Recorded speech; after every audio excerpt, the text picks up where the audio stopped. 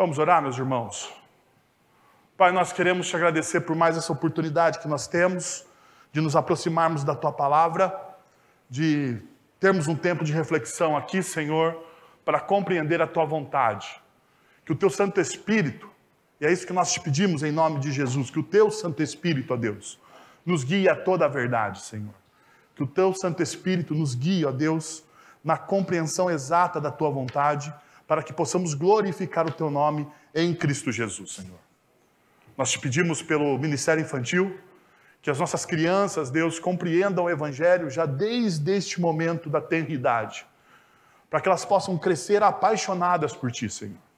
Que elas possam crescer, ó Deus, com uma vida devocional entregue nas Tuas mãos, para que elas possam fazer diferença em uma sociedade tão conturbada quanto a nossa, Pai. Nós colocamos as nossas crianças, as nossas vidas, as vidas das nossas famílias, o que nós somos, o que nós temos nas Tuas mãos, e pedimos, Jesus, que o Senhor nos use. É isso que nós fazemos, falamos, oramos, em nome de Jesus. Amém. Muito bem, irmãos. Como vocês sabem, nós estamos estudando a carta aos Efésios, então você já pode aí abrir a sua Bíblia, ou você vai acompanhar aqui na projeção, faça a sua escolha. Efésios, capítulo de número 3. Mas antes da gente entrar rapidamente, eu gostaria de trazer você, se você está aqui pisando pela primeira vez na nossa igreja, para você não ficar perdido nas nossas reflexões, como a gente prega expositivamente uma carta, para você não ficar perdido, uma rápida recapitulação daquilo que nós já vimos em nossas reflexões, né? Primeiro aqui eu gostaria de mostrar para vocês o capítulo de número 1. Logo no capítulo de número 1, a gente viu que Deus, o Pai, determinou que em Cristo todas as coisas sejam unificadas e convergentes. Depois, nós refletimos que em Cristo nossos corações são sincronizados com a vontade de Deus. Então a primeira coisa, lá logo no capítulo de número 1, no capítulo inteiro de número 1, essas são as duas premissas principais. A primeira premissa que Paulo trabalha é que que o Pai determinou em Cristo que todas as coisas sejam convergentes nele. Tudo é por Ele, para Ele e por meio dele. Então, Deus determina essa realidade de que Cristo é o sustentador de todas as coisas. Nós vimos isso na teologia bíblica, tanto em Gênesis quanto no primeiro capítulo do Evangelho de João. Cristo é aquele que sustenta e cria toda a criação. Diante disso, em Cristo, nossos corações, então, através do sacrifício de Cristo, em Cristo, os nossos corações, eles são sincronizados com a vontade de Deus. Não é pela lei que a gente tem o nosso coração sincronizado à vontade de Deus. Não é pela observância fria da lei que nós conseguimos sincronizar o nosso coração à vontade de Deus. É somente quando você reconhece Cristo Jesus como Senhor e Salvador da sua vida e o Espírito Santo sela o seu coração. Você pode olhar lá no primeiro capítulo de Efésios, quando o Espírito Santo sela o teu coração, então você tem essa experiência aonde o seu coração passa a ter uma sincronia com a vontade de Deus. Algumas coisas são transformadas na sua vida.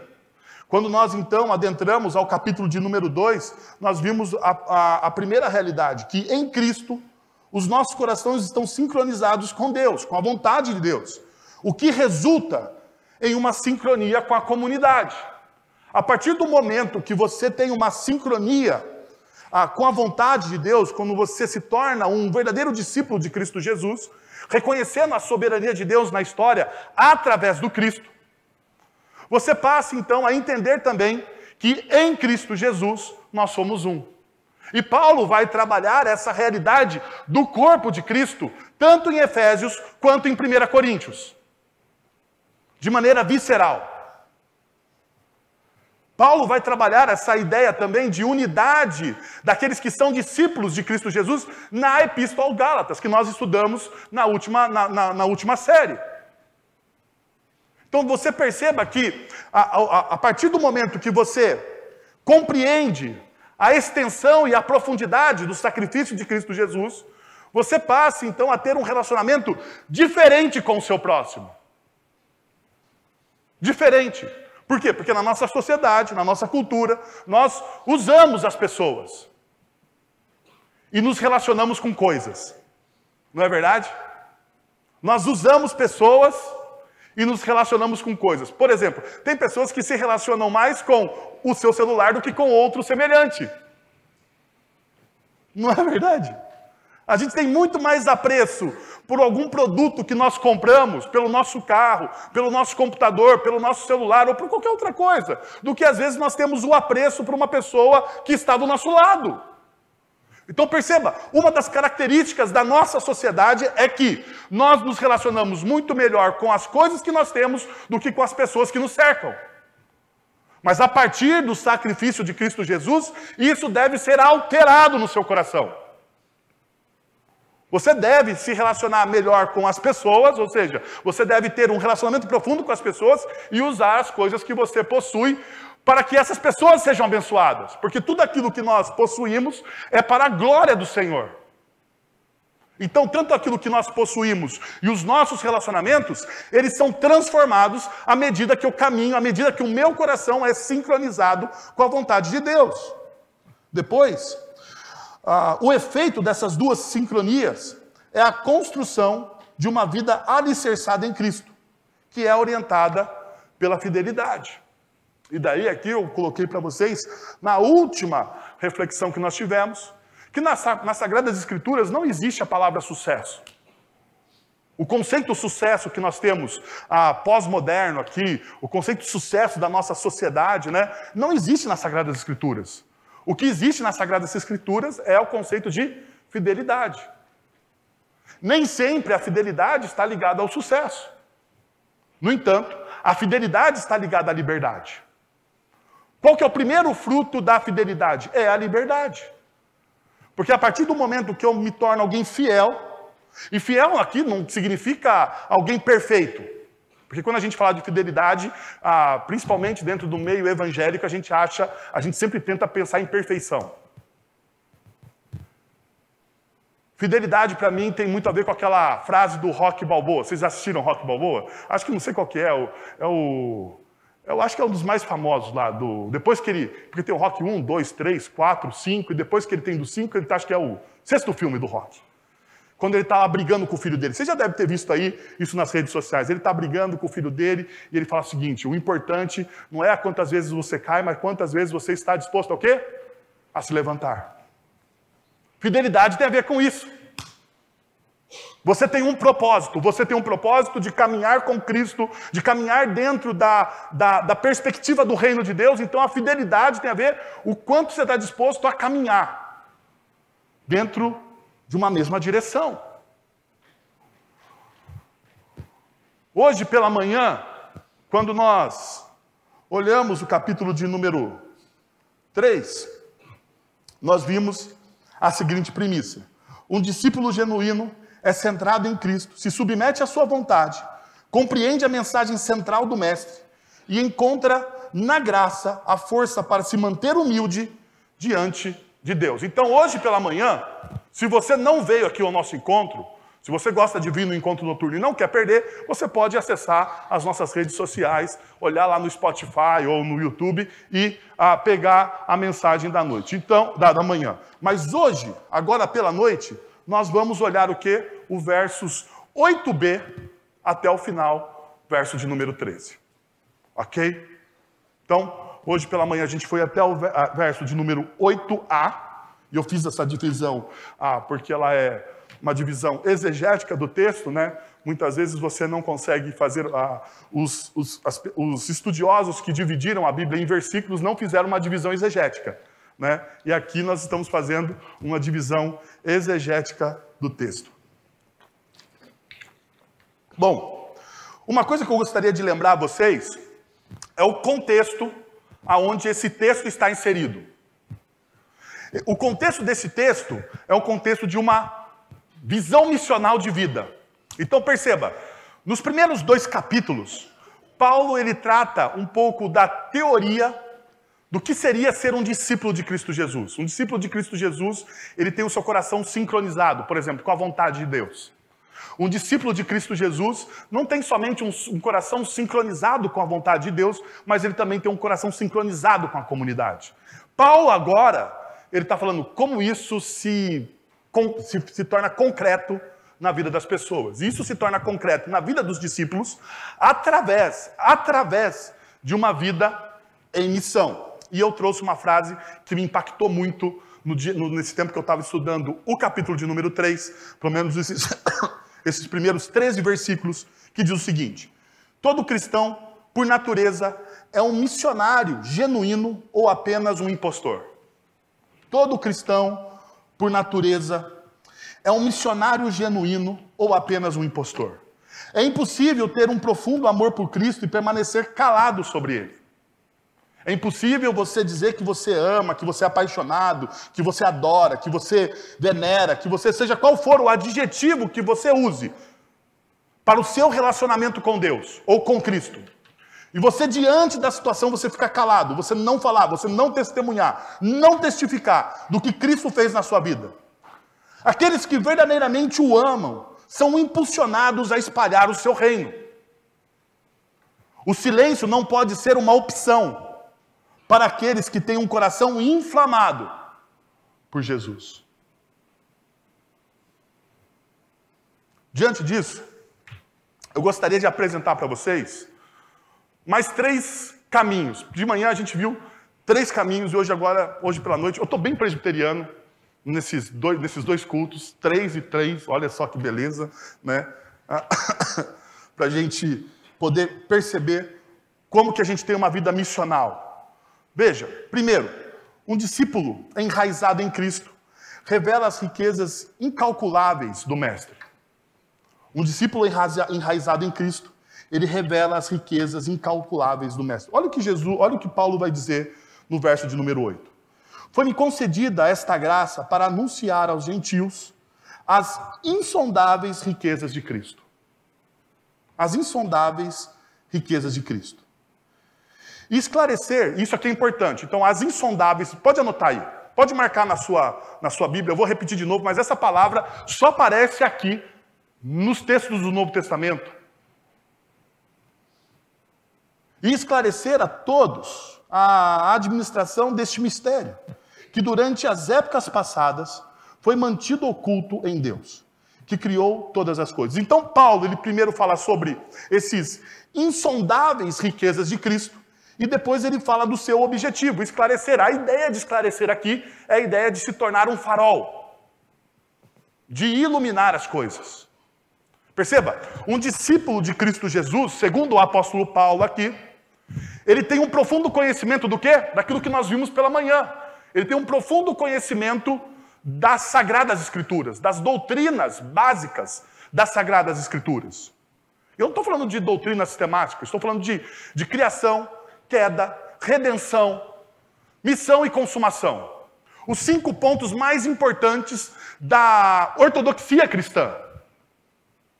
Então, você precisa ter um profundo conhecimento disso para ser um farol.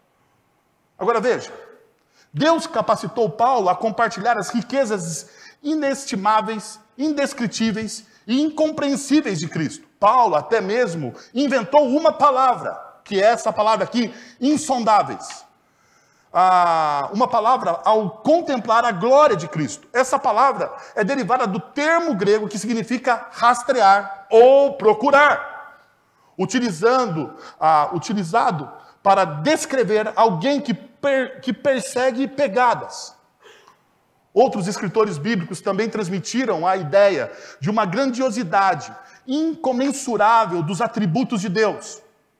Jó falou dos caminhos insondáveis de Deus. E Paulo descreve a sabedoria insondável de Deus e seus caminhos inescrutáveis em outros momentos, como, por exemplo, Romanos capítulo 11, verso de número 33.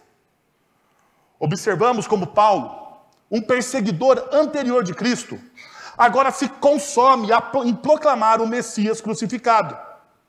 Jesus transformou a vida de Paulo, e Cristo, a sua redenção, se tornaram o tema dominante em sua vida. Paulo afirma aos Colossenses: nós o proclamamos, O centro da mensagem que Paulo traz à comunidade cristã e a essas pessoas será que Cristo será o centro, o ponto central da nossa vida. É assim que nós experimentamos o verdadeiro Cristo. Agora veja como isso se desdobra. Quais são as lições práticas de Cristo ser esse ponto central na nossa caminhada? Perceba.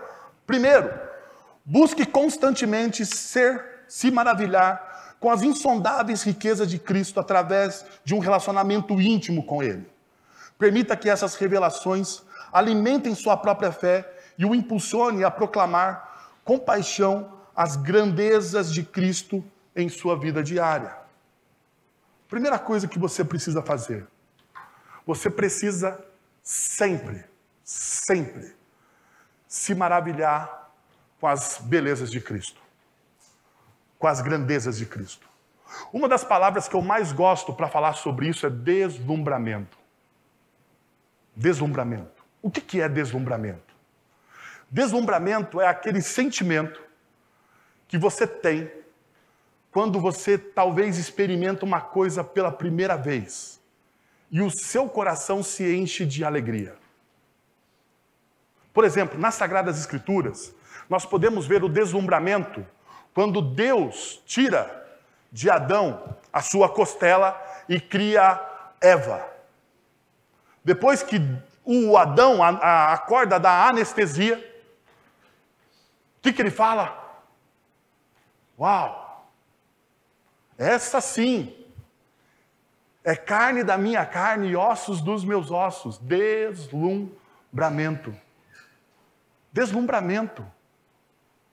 Uma vida de intimidade é uma vida construída com deslumbramento nas pequenas e nas grandes coisas. O nosso grande problema é que nós muitas vezes estamos deslumbrados, né? Ou ficamos deslumbrados com o quê? Com as grandes coisas. Nós queremos grandes milagres. Nós queremos grandes experiências. Nós queremos ver um anjo, sentir um arrepio, seja lá qual for a experiência que a gente queira ter. No entanto, o que o apóstolo Paulo está nos ensinando nas Escrituras é que nós devemos ter deslumbramento com as pequenas coisas, com a nossa vida devocional, com a leitura das Sagradas Escrituras. Gente, pensa uma coisa. Quando você abre uma Bíblia, o que acontece? Não, vamos lá, vocês são mais inteligentes do que eu. Quando você abre uma Bíblia, eu não tenho nenhuma Bíblia. Quem tem uma Bíblia de papel aí? Aqui, sempre tem um crente perto de você. Louvado seja o Senhor. Quando você pega uma Bíblia e você abre, opa, está no ponta-cabeça, e você abre, o que acontece?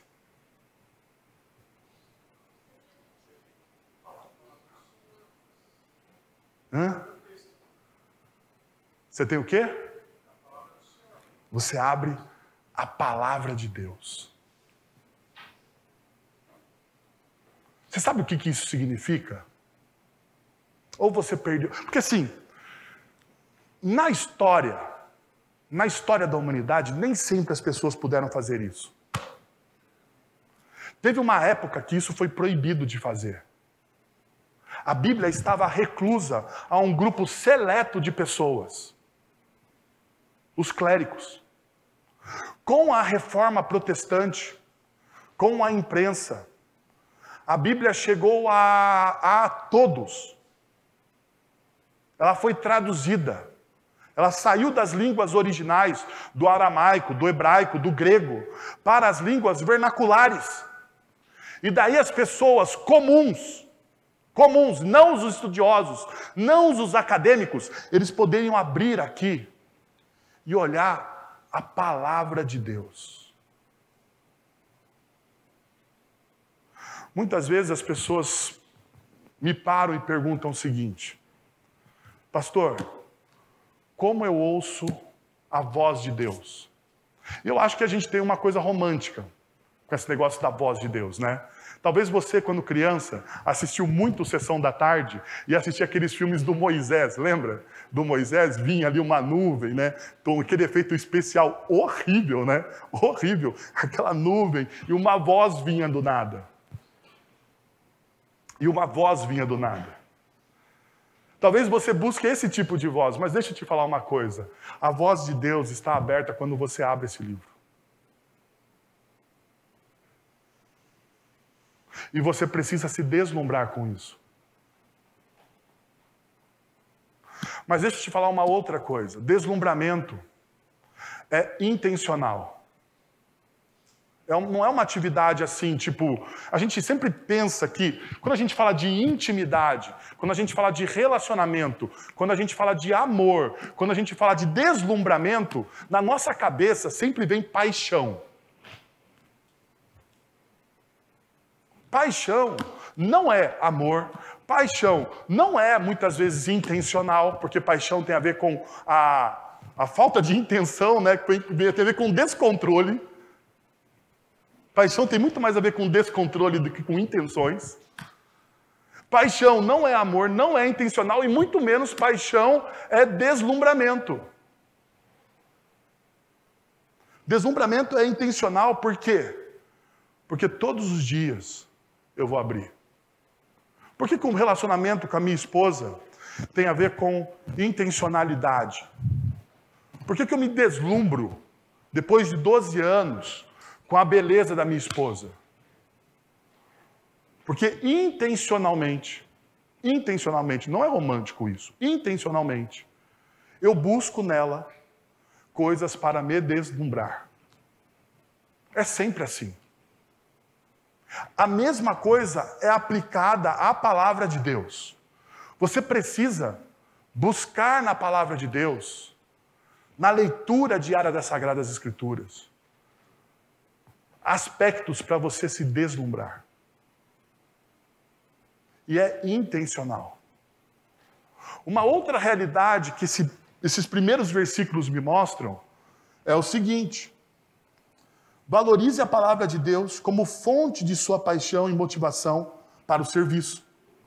Deixe que a Bíblia oriente suas ações, inspirando você a compartilhar o plano maravilhoso de Deus com todos aqueles que você encontrar, independente de suas classes sociais, visões políticas ou referências pessoais, ou preferências pessoais. Veja, valorize a palavra de Deus. Deixe que a palavra de Deus nutra os seus desejos, as suas paixões, as suas vontades. Deixe que a palavra de Deus seja o combustível da sua vida. Isso tem a ver com a intencionalidade que eu estava dizendo anteriormente. Perceba, uma coisa depende da outra. Deixe que a palavra de Deus oriente as suas ações. Inspire você a compartilhar o plano maravilhoso de Deus com todos aqueles que você encontrar. Perceba agora uma coisa importante. Independente do quê? Independente das suas classes sociais, visões políticas e preferências pessoais.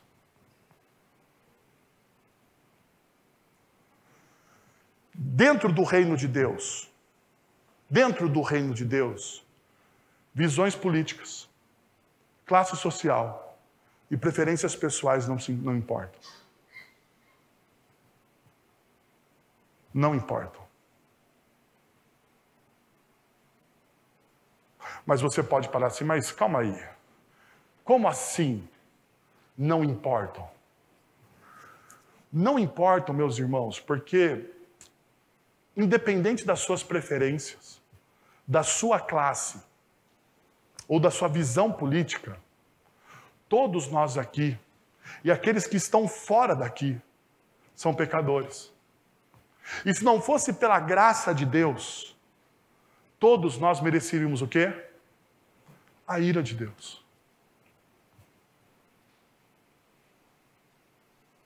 Então, não é porque você tem uma visão política, não é porque você é um conservador, eu sou um conservador. Tem a ver que você é mais crente do que aquele que tem uma visão mais à esquerda, vamos dizer assim.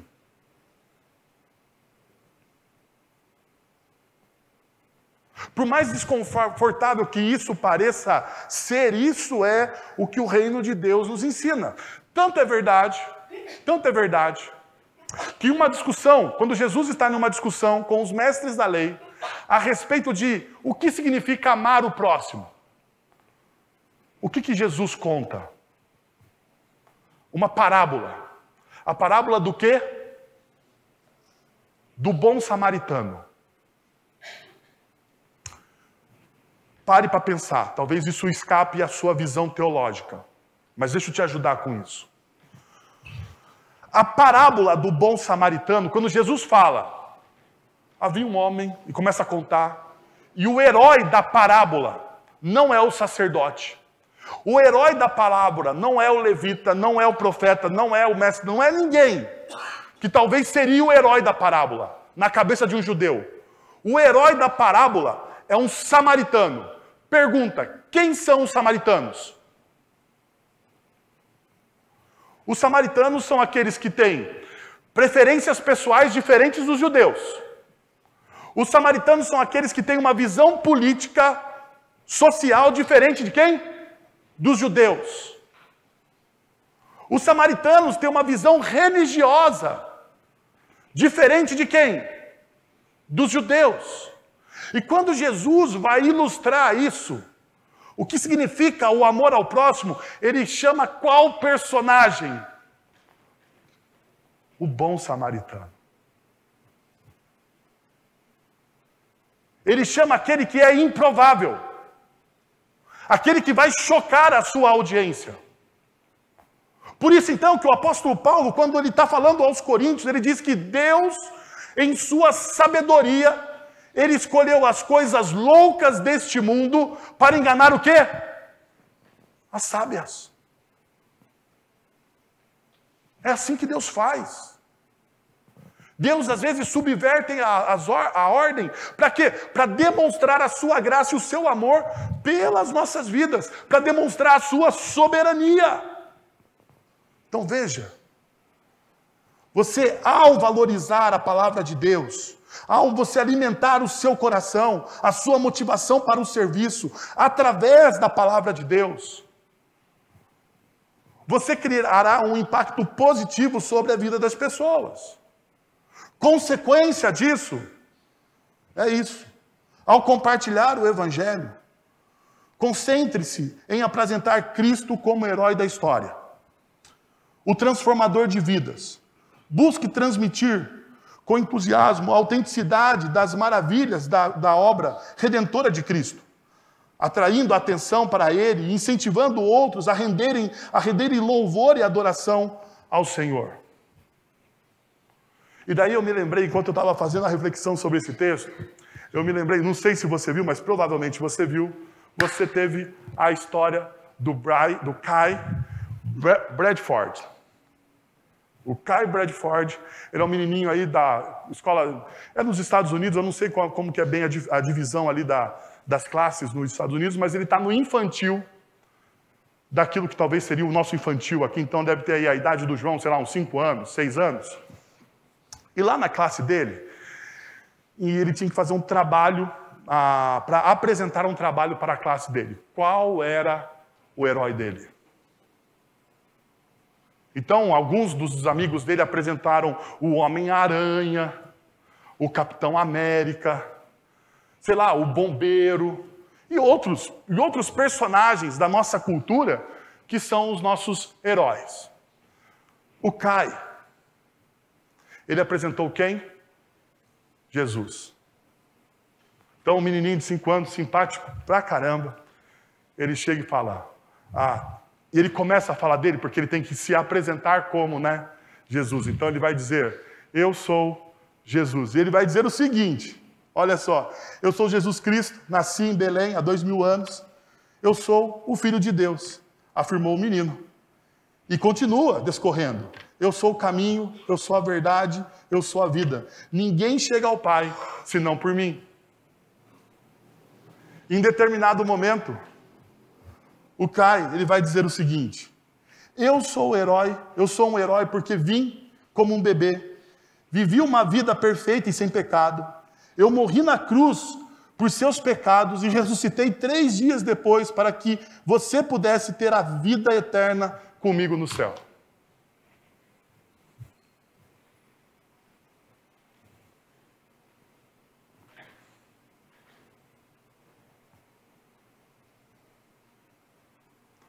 Um menino de 5 anos consegue compreender o Evangelho e consegue expressar o Evangelho à sua classe, percebendo a oportunidade. Qual foi a oportunidade do Kai pregar o Evangelho? Segundo o testemunho da mãe do Kai, ela disse que foi uma iniciativa dele. Uma iniciativa dele de apresentar Jesus aos seus amigos como o seu herói. Deixa eu te falar uma coisa. Quem é o seu herói?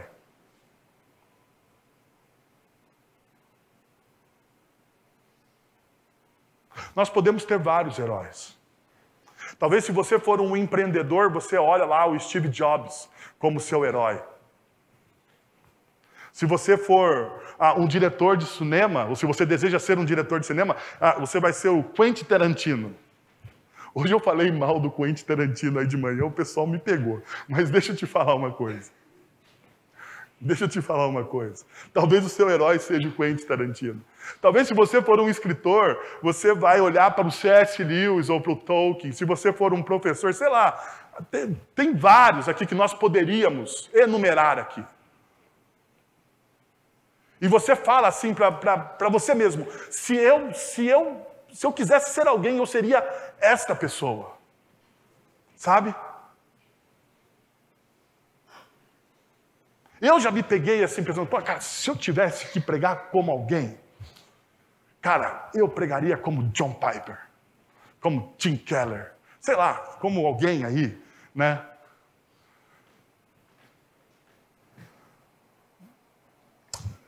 Quando eu olhei isso aqui, eu pensei, por que eu não falo, eu quero ser como Jesus?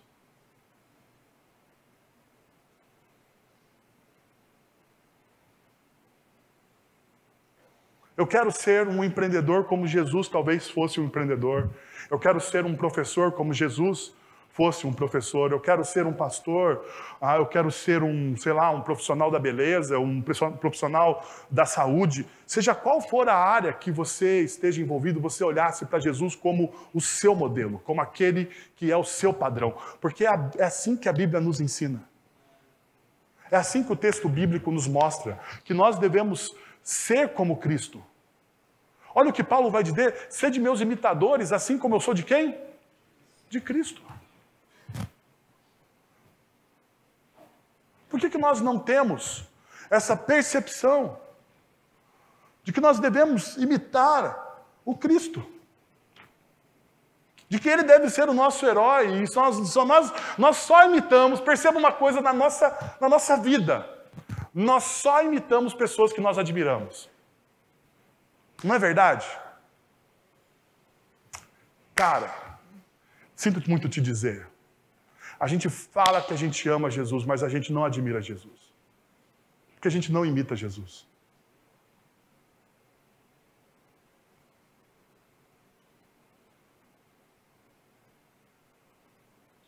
Eu não estou falando isso para vocês, estou falando isso para mim, tá? Estou pensando, esses dias o meu filho, eu tive uma experiência com o meu filho. Quando eu quero organizar as minhas ideias, eu falo em voz alta, sabia? Então, eu estava preparando, eu estava todo envolvido com o sermão durante a semana, e uma semana corrida, obras aqui, obras no recanto, né, monografia para entregar, uma loucura essa semana, pelo amor de Deus. Evento dos casais, tinha um monte de coisa acontecendo ao mesmo tempo. E eu estava pensando no meu sermão. Então, enquanto eu dirijo, eu penso no meu sermão, nas coisas que eu faço. E para organizar minhas ideias, eu falo em voz alta. Então, às vezes, eu estou em voz alta na sala, à noite, pregando o sermão que eu estou pregando aqui para vocês hoje. Às vezes, a minha esposa acorda de noite. Mas o que está acontecendo aqui? Com quem você está falando? Eu falo, estou falando sozinho. Certo? E daí eu estava com o meu filho, e o meu filho falou assim, papai, no carro, né? Papai, com quem você está falando? Eu falei, eu estou falando sozinho, Arthur. Ele falou assim, porque parece que você está pregando. E eu falei, possivelmente, mas eu estava pensando exatamente nisso que eu estou falando para vocês aqui. A gente admira, a gente só imita quem a gente admira.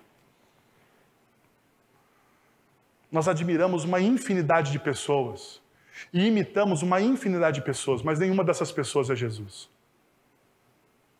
Agora veja o problema. Nós dizemos que nós amamos a Jesus, mas nós não o admiramos. Tem um problema nisso aqui. E a gente precisa orar para que isso seja corrigido de alguma forma. Agora, um segundo ponto que eu gostaria de demonstrar para vocês é isso. Um discípulo comprometido possui uma visão elevada da Igreja de Cristo. E Paulo, então, perceba que ele vai aumentando o seu discurso. Ele parte de um ponto fixo e ele vai englobando outras coisas. Olha o que diz o verso de número 10. A intenção dessa graça era que agora, mediante a igreja, a multiforme sabedoria de Deus se tornasse conhecida dos poderes e autoridades das regiões celestiais, de acordo com o seu eterno plano que ele realizou em Cristo Jesus, nosso Senhor. Em Efésios 3, de 10 a 11, Paulo acrescenta outro ponto surpreendente à nossa teologia da igreja, como essa terceira cláusula de propósito. O apóstolo nos diz que a igreja tem implicações que alcançam todo o céu e todo o reino espiritual. A igreja, composta por judeus e gentios, está dando a conhecer a multiforme sabedoria de Deus aos principados e potestades dos céus. Conforme diz O'Brien, um dos teólogos aí mais famosos, ele diz o seguinte, que Deus em Cristo está dando à igreja o conhecimento dos governantes e autoridades que provavelmente são seres celestiais, maus ou bons. Embora a preocupação particular do apóstolo Paulo não seja essa. Não é esse o ponto. Parece-me que esses anjos olham para a graça e se maravilham, enquanto as forças demoníacas olham para elas e tremem. As forças do mal já foram derrotadas na cruz e aguardam sua subjugação final. A existência da igreja está anunciando que seu governo está chegando ao fim de uma vez por todas. Paulo está mostrando uma coisa que muitas vezes nós perdemos de vista, que é o ministério da igreja. Veja só, o meio evangélico brasileiro é muito engraçado. A gente diminui a importância dos discípulos de Cristo e aumenta a importância dos seres espirituais, não é verdade? As pessoas falam assim, na minha juventude, né, tinha um pessoal que gostava de ver anjo. E eu tinha um medo de ver anjo. Terrível, né? Eu acho que se um anjo aparecesse, eu saía correndo. Porque se você pegar lá os anjos do Isaías, eles não são muito legais, né? Você sabe que aquilo lá é um anjo, né? Fala, meu Deus do céu, né? O querubim lá e tal, aquela coisa toda. Mas deixa eu te falar uma coisa. Muitas vezes as pessoas pegam esses seres espirituais, que eles existem porque é uma afirmação bíblica, ok? E dão um valor demasiado a eles. Agora, veja o que Paulo está dizendo.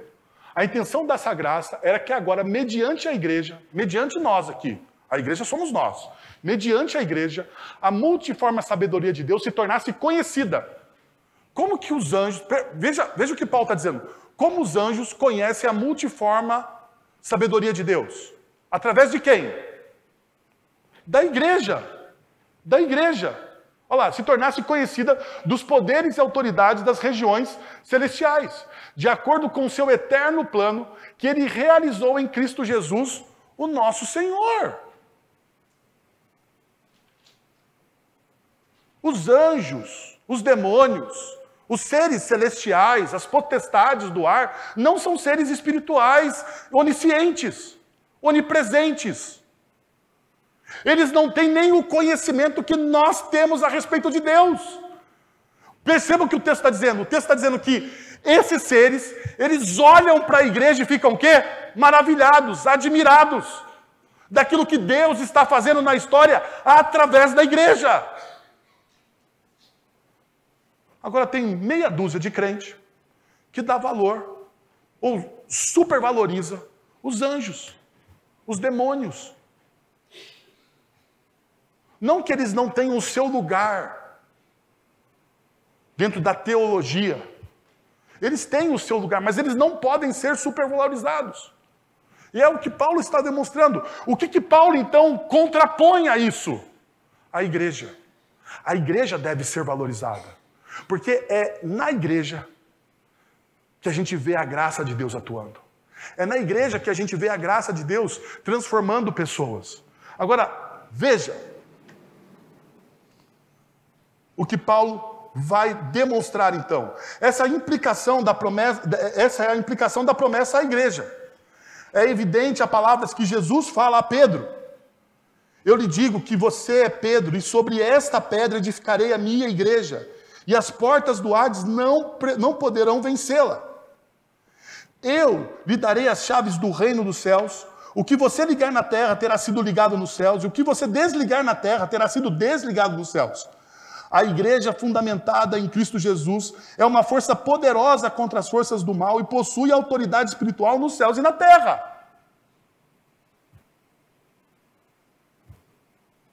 Perceba, as portas do Hades. Aqui Hades pode ser inferno, pode ser morte, pode ser perdição, pode ser profundezas, pode ser vazio. Tem várias alternativas dentro do grego para você traduzir o Hades aqui. Mas todas as palavras do Hades, todas as palavras que Deus coloca ali em Hades, no Evangelho de Mateus, todas elas falam sobre vazio e perdição. E percebam o que Deus está fazendo em Cristo Jesus. Deus em Cristo Jesus está nos dando autoridade para fazer o quê? Para vencer as portas. Diz o texto que as portas do Hades não prevalecerão. Não ficarão em pé. Diante do quê? Diante da igreja. Agora, para aqui. Não é diante de uma pessoa, de uma personalidade. Isso é muito importante. Não é diante de uma pessoa, de uma personalidade. Não é o apóstolo X, o bispo Y, o supra-sumo do apóstolo. Não. É diante de quem? Da igreja. A igreja que carrega a confissão de que Jesus Cristo é o Filho de Deus. Agora, veja as implicações disso. Uma vida consistente, viva conscientemente. Como membros da igreja, somos parte de um sermão cósmico, sendo observadores dos governantes e autoridades espirituais. Somos sendo observados por governantes e autoridades espirituais. Nossa vida tem um propósito maior e nossas ações têm um impacto transcendente. Sejamos testemunhas autênticas do amor de Deus, influenciando positivamente o mundo ao nosso redor. Uma segunda coisa é que, segundo o versículo 11, podemos entender que Jesus veio e realizou plenamente o plano de Deus. Ele é o ponto central desse plano. E nele todas as coisas se unem. O Cristo que foi crucificado e ressuscitou agora está ao lado do Pai e em breve retornará para julgar todos os poderes malignos e colocá-los sob o seu domínio. Por fim, ser uma igreja que testemunha e glorifica Cristo, revelando sua sabedoria multifacetada, exibindo sua graça e glória, como uma comunidade diversificada e redimida em Cristo. Temos o privilégio de refletir sua reconciliação diante dos seres celestiais e do mundo ao nosso redor. Que nossa vida seja um testemunho vivo do poder transformador de Cristo. Por fim, Paulo vai dizer o seguinte: todo discípulo desfruta da liberdade de acesso a Deus, por intermédio de quem temos livre acesso a Deus, em confiança, pela fé nele, pela fé no Cristo. 3 coisas que eu gostaria de demonstrar para vocês sobre esse livre acesso. Paulo está dizendo o seguinte: podemos nos aproximar livremente, abertamente e sem restrições. Você não precisa ter medo de Deus. Sabe? Uma coisa é você ter temor de Deus. Temor a Deus é respeito. Então você pode respeitar a Deus. Mas você não precisa temer a Deus com medo de Deus. O temor é uma reverência profunda por quem Deus é. Mas esse Deus Todo-Poderoso diz para nós que em Cristo Jesus você pode fazer o quê? Se aproximar dele livremente, sem amarras, sem intermediários. Então você se aproxima dele livremente. Você se aproxima dele abertamente, abrindo o seu coração. Sem máscaras. Porque afinal de contas ele já conhece quem você é. Ainda, ele diz que não existe o quê? Restrições. Não existe restrições. Apesar dos meus pecados, em Cristo Jesus não existe restrições. Sabe qual que eu... Assim, às vezes, meus irmãos, eu e você erramos. E muito. E muito. Eu sou que nem o salmista. Tem pecado, eu confesso o pecado que eu nem sei que eu cometi. Eu falo, Deus, se eu esqueci de alguma coisa hoje, me perdoa, porque a minha cabeça não anda boa nesses últimos dias. Então, se eu não falei com o Senhor aqui alguma coisa, me perdoa. Mas veja, nenhum dos nossos pecados cria uma restrição diante do sacrifício de Cristo. Nós não precisamos ter medo dele. Os pecados já foram pagos, os erros já foram sanados. Você já foi perdoado. Você precisa, assim como eu, nós precisamos aprender a viver uma vida de pessoas perdoadas.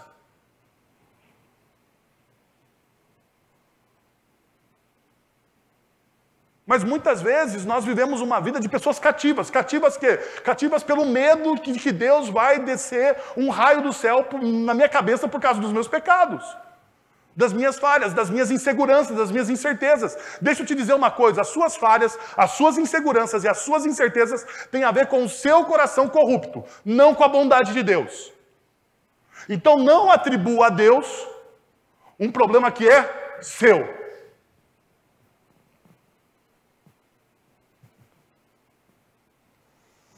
Uma outra coisa que esse texto vai me mostrar, quando Paulo está dizendo que nós podemos ter livre acesso a Deus, é o seguinte: os discípulos, centrados em Cristo, abraçam o precioso privilégio da oração, vivendo, amando e proclamando o Evangelho por meio dela. Tudo começa na vida de um crente com oração. Tudo começa e termina na vida de um crente com oração. Se você tem dificuldade de orar, você precisa mudar a sua vida. Porque tudo começa na vida do crente, começa e termina na vida de um crente com uma oração. Se você não sabe orar, você precisa rever esse negócio. Porque tudo começa com oração e termina com oração. É através da oração. O C.S. Lewis tem uma frase excelente. Ele fala que o primeiro ato de amor por alguém é você orar pela pessoa. E eu sei por que ele está falando isso. Ele está falando isso por causa do Sermão do Monte. Porque a primeira coisa que o Sermão do Monte me ensina sobre perdão é o quê? Vocês orem por quem? Pelos seus inimigos. Então, primeiro, como que você perdoa alguém? Como que você começa um perdão? Eu preciso perdoar aquela pessoa que me feriu, me traiu, me roubou, seja lá qual for a ferida que a pessoa fez no seu coração. Como que você começa perdoando uma pessoa? Você começa perdoando uma pessoa orando por ela. É assim que você perdoa. Perceba que no Sermão do Monte, Jesus não diz para você ir lá abraçar a pessoa, porque Jesus conhece a nossa natureza. Porque ao invés de abraçar, você vai querer dar uma facada na pessoa. No mínimo. Ou no máximo, não sei. Mas pelo menos uma cotovelada você vai querer dar na pessoa. Então Jesus não diz para você chegar, se aproximar dessa pessoa, abraçá-la e dizer, vem aqui, meu amigo, senta, vamos tomar um café. Você vai passar um café, vai passar mal. Talvez você tenha um infarte nisso. O que Jesus diz então? Que o primeiro movimento para você amar alguém, você precisa o quê? Orar por essa pessoa. Se eu vou fazer missão, qual que é o primeiro movimento que a gente faz quando vai fazer missão? Eu preciso orar por aquilo que eu vou fazer. Deixa eu orar aqui por isso aqui. Se você vai fazer um negócio, qual que é a primeira coisa que você vai fazer quando você vai fazer um negócio? Senhor, por favor, abençoa as pessoas que vão fazer um negócio comigo. Que ele não passe eu para trás. Que seja bom para os dois.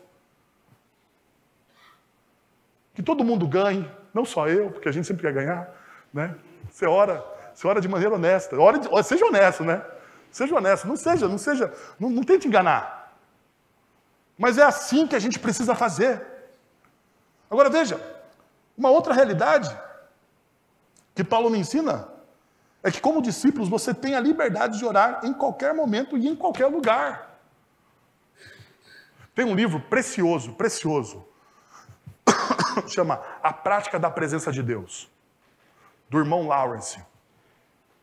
E o irmão Lawrence, ele diz que nós devemos orar em todo e qualquer lugar.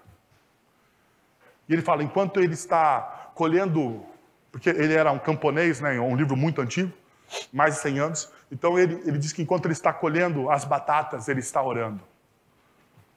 E enquanto ele ora, ele agradece a Deus pelas batatas que ele está colhendo, porque aquelas batatas que ele está colhendo é provisão de Deus para a vida dele. E daí, quando ele vai lavar os pratos, ele continua orando. Eu acho que é meio difícil, assim, né, a gente orar enquanto lava pratos. Mas o irmão Lawrence nos ensina isso. Ele diz assim, enquanto você está lavando os pratos, você continua orando e você agradece. Por quê? Porque Deus provisionou o quê? A comida para você que você acabou de comer. Você agradece porque Deus, de alguma forma, provisionou aquele prato e que Deus te deu também aquela água e que Deus te deu o sabão que você está lavando o prato.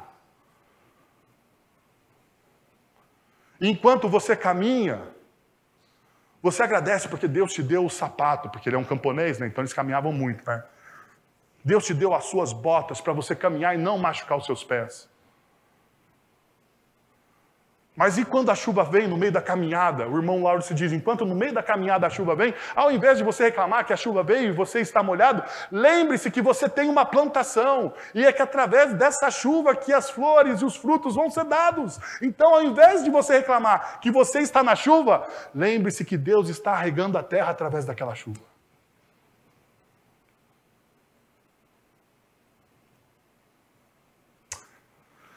A gente cria rituais. E a gente não vive uma vida integral, meus irmãos. A gente acha que orar é vir aqui, domingo, pastor Guilherme vem aqui, lê um texto e diz assim, é o momento da gente orar em contrição. E daí aquela oração que você fez em contrição aqui deve sustentar a sua vida durante a semana sua. Você não vai crescer de maneira nenhuma com isso.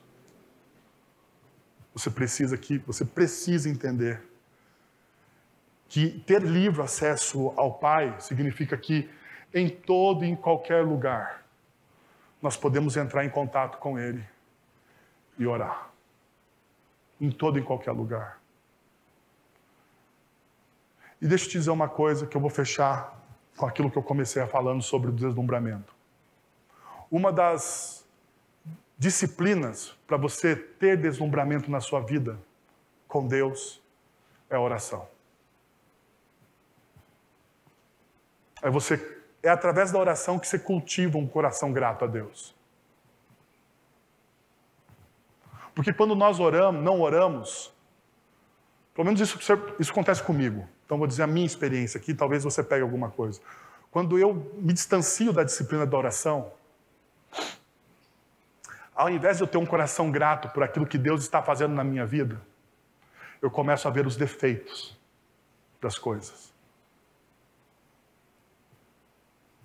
Mas quando eu estou orando, ou quando eu estou próximo da minha disciplina, mais próximo da minha disciplina de oração, eu começo a ver as maravilhas que Deus está fazendo apesar de mim. Talvez o que falte para você seja uma vida de oração. Lembre-se, você tem livre acesso ao Pai. Que tal você fechar os seus olhos, abaixar a sua cabeça e junto a gente orar ao Senhor. Oremos. Pai, nós queremos te agradecer pelo teu amor em Cristo Jesus e por aquilo que o Senhor faz em nós através da tua palavra, Senhor. Queremos te pedir que, em nome de Jesus, ó Deus, essas verdades hoje expostas através da tua Sagrada Escritura, Senhor, transforme as nossas vidas. Transforme os nossos corações, ó Deus. Nós precisamos da transformação que vem através da tua palavra.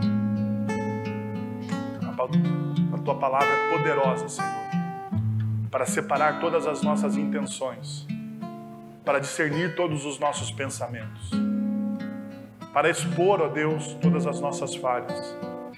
Então nos ajuda nisso. É isso que nós oramos em nome de Jesus. Amém. Agora, irmãos, que a graça de nosso Senhor e Salvador Jesus Cristo, o amor de nosso Deus e Pai, o conselho, o consolo, o poder e a ação poderosa do Santo Espírito de Deus estejam sobre vocês agora e pelos séculos dos séculos. Amém. Que você tenha uma semana abençoada em Cristo Jesus.